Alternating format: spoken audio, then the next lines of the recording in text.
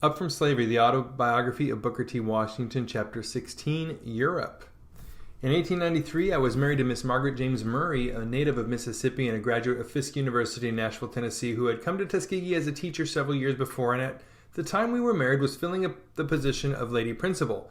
Not only is Mrs. Washington completely one with me in the work directly connected with the school, relieving me of many burdens and perplexities, but aside from her work on the school grounds, she carries on a mothers' meeting in the town of Tuskegee and a plantation work among the women, children, and men who live in a settlement connected with a large plantation about 8 miles from Tuskegee.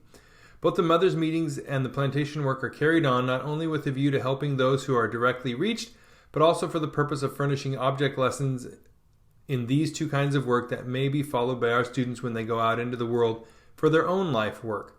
Aside from these two enterprises, Mrs. Washington is also largely responsible for a women's club at the school which brings together twice a month the women who live on the school grounds and those who live near for the discussion of some important topic.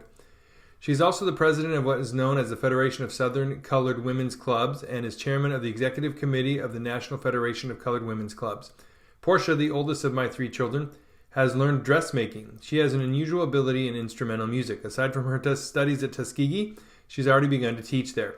Booker Taliaferro is my next oldest child. Young as he is, he's already nearly mastered the brick mason's trade. He began working at this trade when he was quite small, dividing his time between this and class work, and he has developed great skill in the trade and a fondness for it. He says that he's going to be an architect and brick mason. One of the most satisfactory letters that I have ever received from anyone came to me from Booker last summer. When I left home for the summer, I told him that he must work at his trade half of each day and that the other half of the day he could spend as he pleased. When I had been away from home 2 weeks, I received the following letter from him, Tuskegee, Alabama.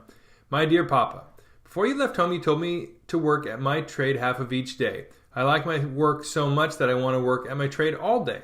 Besides, I want to earn all the money I can so that when I go to another school, I shall have money to pay my expenses. Your son, Booker. My youngest child, Ernest David Washington, says that he's going to be a physician. In addition to going to school where he studies books and has manual training, he regularly spends a portion of his time in the office of our resident physician and has already learned to do many of the duties which pertain to a doctor's office. The thing in my life which brings me the keenest regret is that my work in connection with public affairs keeps me so much of the time away from my family where of all places in the world I delight to be. I always envy the individual whose life work is so laid that he can spend his evenings at home. I have sometimes thought that people who have this rare privilege do not appreciate it as they should. It is such a rest and relief to get away from crowds of people and handshaking and traveling to get home, even if it be but for a very brief while. Another thing at Tuskegee out of which I get a great deal of pleasure and satisfaction is the meeting with our students and teachers and their families in the chapel for devotional exercises every evening at 8:30, the last thing before retiring for the night. It is an inspiring sight when one stands on the platform there and sees before him 11 or 1,200 earnest young men and women, and one cannot but feel that it is a privilege to help to guide them to a higher and more useful life. In the spring of 1899, there came to me what I might describe as almost the greatest surprise of my life. Some good ladies in Boston arranged a public meeting in the interest of Tuskegee to be held in the Hollis Street Theater. This meeting was attended by large numbers of the best people of Boston of both races. Bishop Lawrence presided. In addition to an address made by myself, Mr. Paul Lawrence Dunbar read from his poems, and Dr. W.E.B. Du Bois read an original sketch. Some of those who attended this meeting noticed that I seemed unusually tired, and some little time after the close of the meeting, one of the ladies who had been interested in it asked me in a casual way if I had ever been to Europe. I replied that I never had. She asked me if I'd ever thought of going, and I told her no, that it was something entirely beyond me. This conversation soon passed out of my mind, but a few days afterward I was informed that some friends in Boston, including Miss Frances J. Garrison, had raised a sum of money sufficient to pay all the expenses of Mrs. Washington and myself during a 3 or 4 months trip to Europe. It was added with emphasis that we must go. A year previous to this, Mr. Garrison had attempted to get me to promise to go to Europe for a summer's rest with the understanding that he would be responsible for raising the money among his friends for the expenses of the trip. At the time, such a journey seemed so entirely foreign to anything that I should ever be able to undertake that I did confess I did not give the matter very serious attention.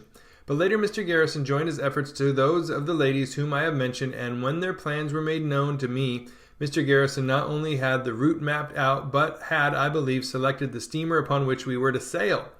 The whole thing was so sudden and so unexpected that I was completely taken off my feet. I had been at work steadily for 18 years in connection with Tuskegee, and I had never thought of anything else but spending my life in that way. Each day the school seemed to depend on me more largely for its daily expenses, and I told these Boston friends that while I thanked them sincerely for their thoughtfulness and generosity, I could not go to Europe for the reason that the school could not live financially while I was absent.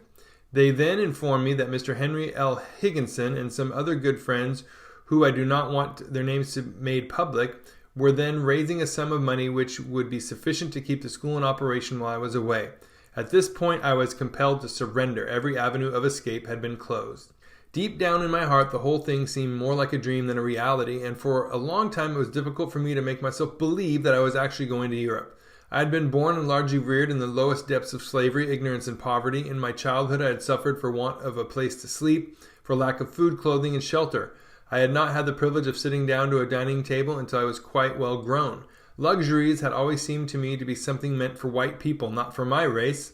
I had always regarded Europe and London and Paris much as I regarded heaven. And now could it be that I was actually going to Europe? Such thoughts as these were constantly with me. Two other thoughts troubled me a good deal. I feared that people who had heard that Mrs. Washington and I were going to Europe might not know all the circumstances and might get the idea that we had become, as some might say, stuck up and were trying to show off. I recalled that from my youth I had heard it said that too often when people of my race reached any degree of success, they were inclined to unduly exalt themselves, to try and ape the wealthy, and in doing so lose their heads. The fear that people might think this of us haunted me a good deal. Then, too, I could not see how my conscience would permit me to spare the time from my work and be happy. It seemed mean and selfish in me to be taking a vacation while others were at work, and while there was so much that needed to be done. From the time I could remember, I had always been at work, and I did not see how I could spend 3 or 4 months in doing nothing. The fact was that I did not know how to take a vacation. Mrs. Washington had much the same difficulty in getting away, but she was anxious to go because she thought that I needed the rest. There were many important national questions bearing upon the life of the race which were being agitated at that time, and this made it all the harder for us to decide to go. We finally gave our Boston friends our promise that we would go, and then they insisted that the date of our departure be set as soon as possible. So we decided upon May 10th. My good friend Mr. Garrison kindly took charge of all the details necessary for the success of the trip, and he, as well as other friends, gave us a great number of letters of introduction to people in France and England, and made other arrangements for our comfort and convenience abroad. Goodbyes were said at Tuskegee, and we were in New York May 9th, ready to sail the next day. Our daughter Portia, who was then studying in South Framingham, Massachusetts, came to New York to see us off. Mr. Scott, my secretary, came with me to New York in order that I might clear up the last bit of business before I left. Other friends also came to New York to see us off. Just before we went on board the steamer, another pleasant surprise came to us in the form of a letter from 2 generous ladies stating that they had decided to give us the money with which to erect a new building to be used in properly housing all of our industries for girls at Tuskegee. We were to sail on the Friesland of the Red Star Line, and a beautiful vessel she was. We went on board just before noon, the hour of sailing. I had never before been on board a large ocean steamer, and the feeling which took possession of me when I found myself there is rather hard to describe. It was a feeling, I think, of awe mingled with delight. We were agreeably surprised to find that the captain, as well as several of the other officers, not only knew who we were, but was expecting us and gave us a pleasant greeting. There were several passengers whom we knew, including Senator Sewell of New Jersey and Edward Marshall, the newspaper correspondent. I had just a little fear that we would not be treated civilly by some of the passengers. This fear was based upon what I had heard other people of my race who had crossed the ocean say about unpleasant experiences in crossing the ocean in American vessels. But in our case, from the captain down to the most humble servant, we were treated with the greatest kindness. Nor was this kindness confined to those who were connected with the steamer. It was shown by all the passengers also. There were not a few Southern men and women on board, and they were as cordial as those from other parts of the country. As soon as the last goodbyes were said and the steamer had cut loose from the wharf, the load of care, anxiety, and responsibility which I had carried for 18 years began to lift itself from my shoulders at the rate, it seemed to me, of £1 a minute. It was the first time in all those years that I had felt, even in a measure, free from care, and my feeling of relief it is hard to describe on paper. Added to this was the delightful anticipation of being in Europe soon. It seemed more like a dream than like a reality. Mr. Garrison had thoughtfully arranged to have us have one of the most comfortable rooms on the ship. The second or third day out, I began to sleep, and I think that I slept at the rate of 15 hours a day for the remainder of the 10 days' passage. Then it was that I began to understand how tired I really was. These long sleeps I kept up for a month after we landed on the other side. It was such an unusual feeling to wake up in the morning and realize that I had no engagements, did not have to take a train at a certain hour, did not have an appointment to meet someone or to make an address at a certain hour. How different all this was from the experiences that I had been through when traveling, when I have sometimes slept in 3 different beds in a single night. When Sunday came, the captain invited me to conduct the religious services, but not being a minister, I declined. The passengers, however, began making requests that I deliver an address to them in the dining saloon sometime during the voyage, and this I consented to do. Senator Sewell presided at this meeting. After 10 days of delightful weather, during which I was not seasick for a day, we landed at the interesting old city of Antwerp in Belgium. The next day after we landed, to be one of those numberless holidays which the people of those countries are in habit of observing. It was a bright, beautiful day. Our room in the hotel faced the main public square, and the sights there, the people coming from the country with all kinds of beautiful flowers to sell, the women coming in with their dogs drawing large, brightly polished cans filled with milk, the people streaming into the cathedral, filled me with a sense of newness that I had never before experienced. After spending some time in Antwerp, we were invited to go with a part of a half-dozen persons on a trip through Holland. This party included Edward Marshall and some American artists who had come over on the same steamer with us. We accepted the invitation and enjoyed the trip greatly. I think it was all the more interesting and instructive because we went for most of the way on one of the slow, old-fashioned canal boats. This gave us an opportunity of seeing and studying the real life of the people in the country districts. We went in this way as far as Rotterdam and later went to the Hague, where the peace conference was then in session and where we were kindly received by the American representatives. The thing that impressed itself most on me in Holland was the thoroughness of the agriculture and the excellence of the Holstein cattle. I never knew before visiting Holland how much it was possible for people to get out of a small plot of ground. It seemed to me that absolutely no land was wasted. It was worth the trip to Holland, too, just to get a sight of 300 or 400 fine Holstein cows grazing in one of those intensely green fields.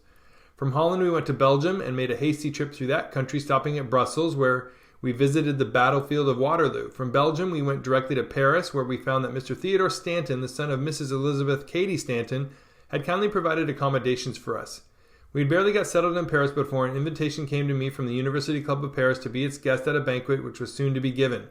The other guests were ex-President Benjamin Harrison and Archbishop Ireland, who were in Paris at the time. The American Ambassador, General Horace Porter, presided at the banquet. My address on this occasion seemed to give satisfaction to those who heard it. General Harrison kindly devoted a large portion of his remarks at dinner to myself and to the influence of the work at Tuskegee on the American race question. After my address at this banquet, other invitations came to me, but I declined the most of them, knowing that if I accepted them all, the object of my visit would be defeated. I did, however, consent to deliver an address in the American chapel the following Sunday morning, and at this meeting General Harrison, General Porter, and other distinguished Americans were present. Later I received a formal call from the American ambassador and were invited to attend a reception at his residence. At this reception we met many Americans, among them Justices Fuller and Harlan of the United States Supreme Court. During our entire stay of a month in Paris, both the American ambassador and his wife, as well as several other Americans, were very kind to us. While in Paris, we saw a good deal of the now famous American Negro painter, Mr. Henry O. Tanner, whom we had formerly known in America. It was very satisfactory to find how well known Mr. Tanner was in the field of art and to note the high standing which all classes accorded to him. When we told some Americans that we were going to the Luxembourg Palace to see a painting by an American Negro, it was hard to convince them that a Negro had been thus honored. I do not believe that they were really convinced of the fact until they saw the picture for themselves. My acquaintance with Mr. Tanner reinforced in my mind the truth which I am constantly trying to impress upon our students at Tuskegee, and on our people throughout the country, as far as I can reach them with my voice, that any man, regardless of color, will be recognized and rewarded just in proportion as he learns to do something well, learns to do it better than someone else, however humble the thing may be. As I have said, I believe that my race will succeed in proportion as it learns to do a common thing in an uncommon manner, learns to do a thing so thoroughly that no one can improve upon what it has done, learns to make its services of an indispensable value. This was the spirit that inspired me in my first effort at Hampton when I was given the opportunity to sweep and dust that schoolroom. In a degree, I felt that my whole future life depended upon the thoroughness with which I cleaned that room, and I was determined to do it so well that no one could find any fault with the job. Few people ever stopped, I found, when looking at his pictures to inquire whether Mr. Tanner was a Negro painter, a French painter, or a German painter. They simply knew that he was able to produce something which the world wanted, a great painting. And the matter of his color did not enter into their minds. When a Negro girl learns to cook, to wash dishes, to sew, or write a book, or a Negro boy learns to groom horses, or to grow sweet potatoes, or to produce butter, or to build a house, or to be able to practice medicine as well or better than someone else, they will be rewarded regardless of race or color.